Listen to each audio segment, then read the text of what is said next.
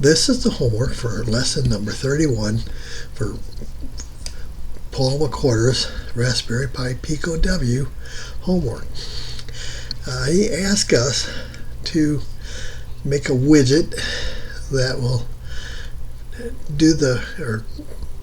get weather information without any sensors. So and use a display. And what I have is if you look at the video, you can see that I have a Pico breadboard kit that includes a display, and I added I can bring that up a little bit. There we go. And I added the LED or the breadboard on the top using my 3D printer, because normally it comes with just with a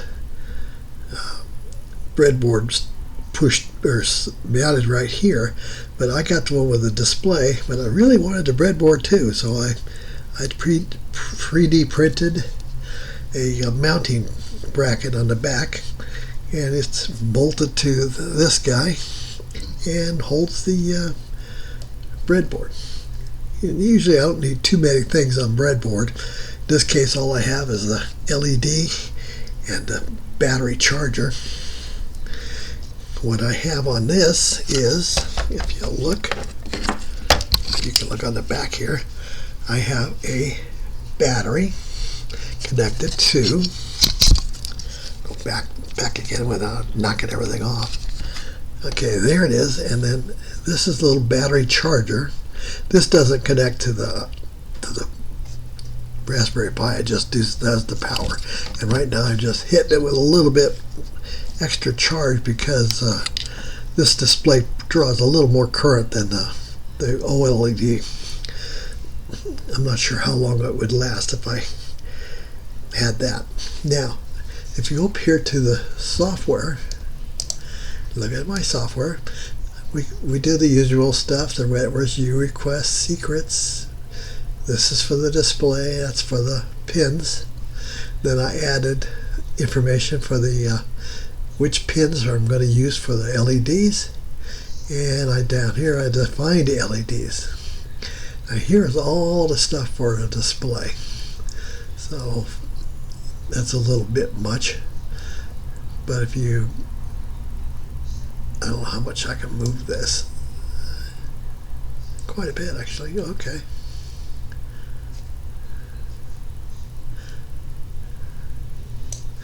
Now here you can see the SPI setup and the display setup. Boy, I got a frog in my throat. And down here is the WLAN setup for the network, and then LAN active true. This is all the stuff on the last lesson. Now go down here to do the setup and connecting, and print you're connected. Then here is where I request the API Open Weather Map stuff. And like I said, that was a little bit time consuming because I had a lot of problems with it. Now, to keep tapping the thing, so I added this line here with all that data in it, just called it weather data with time zone and all the other stuff. I just copied one of the printed out portions of this, and it works great. That way I don't keep pounding this thing. And I don't know how many times I can go there and connect to it. So in this case here, I've got T equals weather data, main and temp. Hum is the weather data, main and humidity. Max T is weather data, max temp max. Min is weather data, main temp min. And then I do the pressure, and then I do the one value, unity value. I'm not sure what that is. And then you have the wind. I put in the wind because we get a lot of wind around here. And the description. I put DSC, DESC, and then I put in the description information. Now if you go down here, I've set up a if statement, setting up whether I got a heat alarm or not.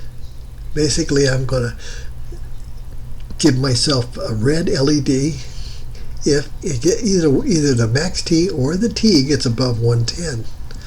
That allows me to adjust things here.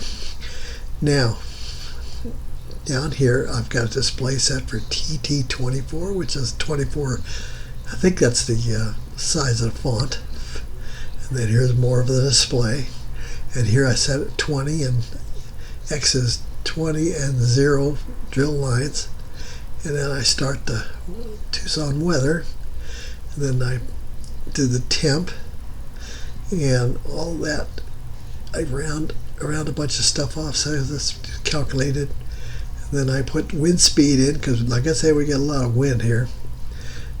And then the local description of the local weather, the clouds and stuff. Then I display excessive heat if it's over 110. That shows up on the display, which the only way I could do that is to force it by changing the data on this guy. Come over here and change it to 110, and then you'll see that happen. Okay, now I've got this saved as my main, so if I turn it off, I got a little slide switch here so that it gets the battery out of the way. Turn it off, and then I use the slide switch to turn it back on, and then I think this is set up now to actually connect, or not. Let me look. Let me look. Yeah, I'm getting the actual data. There it is. So it's 101 degrees out there, 26% humidity. Sounds more normal.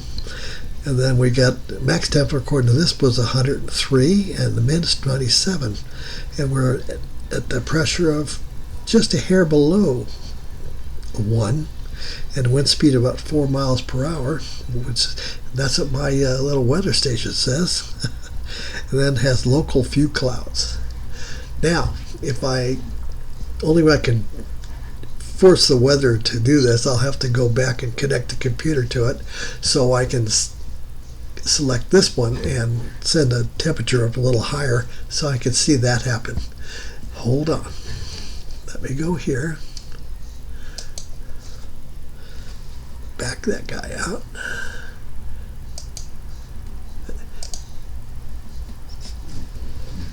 Move him out of the way. Okay, now if I say,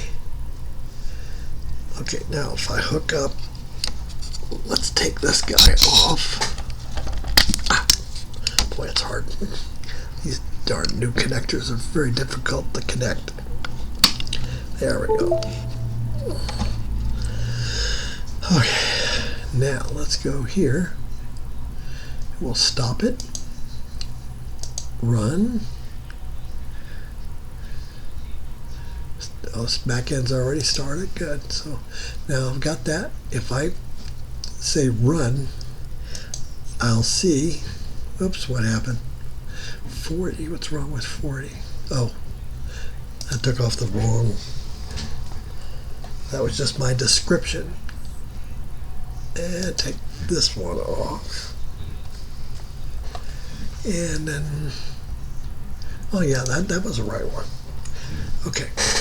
Now, if I run it, I should get, I got 101, 106, 97. So now if I go in here and I run out here and take a look at either the temp max or the temp. Here's the temp max. Let's make that 115. And then we'll rerun it. Okay, you see I get a red LED. Let me move that up a little bit so you can see that. We get a red LED, and down here you can see where I get excessive heat. So that's my homework, and thanks, Paul, for doing this. And we'll looking forward to the next one. Thanks.